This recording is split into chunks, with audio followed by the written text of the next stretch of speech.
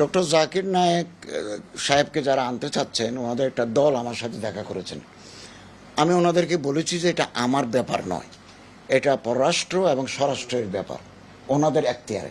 আপনারা জানেন, ইতিমধ্যে বলেছেন যে এটা পররাষ্ট্র এবং স্বরাষ্ট্র ডিল করে থাকে, ওনাদের সিদ্ধান্ত নিতে হবে ওনার ব্যাপারে। আমি তো ধর্ম উপদেষ্টা হিসেবে আমি কোনো এখতিয়ার রাখি না, সিদ্ধান্ত আমি দিতে পারি না। এটা দেবেন স্বরাষ্ট্র, কোনো ল অ্যান্ড অর্ডার জড়িত কিনা বা পররাষ্ট্র যিনি আছেন তিনি দেবেন কিনা, এগুলো ওই দুই মন্ত্রণালয়ের ব্যাপার, আমার এখতিয়ার আসে না। আমার সম্মতি অসম্মতি বড় কথা নয়। কোনো মেহমান বাংলাদেশে আসবেন, সেটা দেখভাল করবেন স্বরাষ্ট্র এবং পররাষ্ট্র।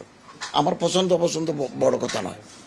ওনারা যদি পারমিট করেন তাহলে নির্বাচন তো আপাতত পিছানোর কোনো লক্ষণ নাই।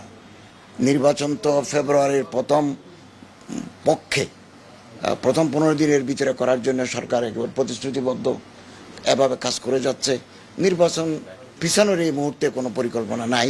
যদি এরকম কোনো পরিস্থিতি দেখা দেয় আমরা আবার বসবো, কথা বলবো কি করা যায় তখন। এখন আমরা নির্বাচন সঠিক সময়ে হবে এভাবে আমরা এগুচ্ছি, এবং নির্বাচনে আমেজও শুরু হয়ে গেছে। প্রার্থী নির্বাচন বিভিন্ন দলের মধ্যে, প্রতীক বরাদ্দ, নির্বাচনের প্রার্থী, এগুলো চলছে। তিনি আসবেন যেহেতু সামনে নির্বাচন, ইলেকশনের আমেজ শুরু হয়েছে।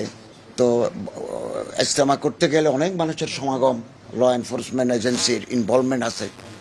তো আমরা সিদ্ধান্ত নিয়েছি ইজতেমা হবে ইলেকশনের পরে, ইজতেমা অনুষ্ঠিত হবে। মনে করেন নির্বাচন যদি ফেব্রুয়ারির প্রথম 15 দিনের ভিতরে হয় তাহলে রমজানও তার হচ্ছে না, রমজানের পরেই হতে হবে। ইলেকশনের পরে সুবিধাজনক সময়ে তারিখ নির্ধারিত হবে না, সময় ঠিক হয় নাই, তবে নির্বাচনের আগে হচ্ছে না।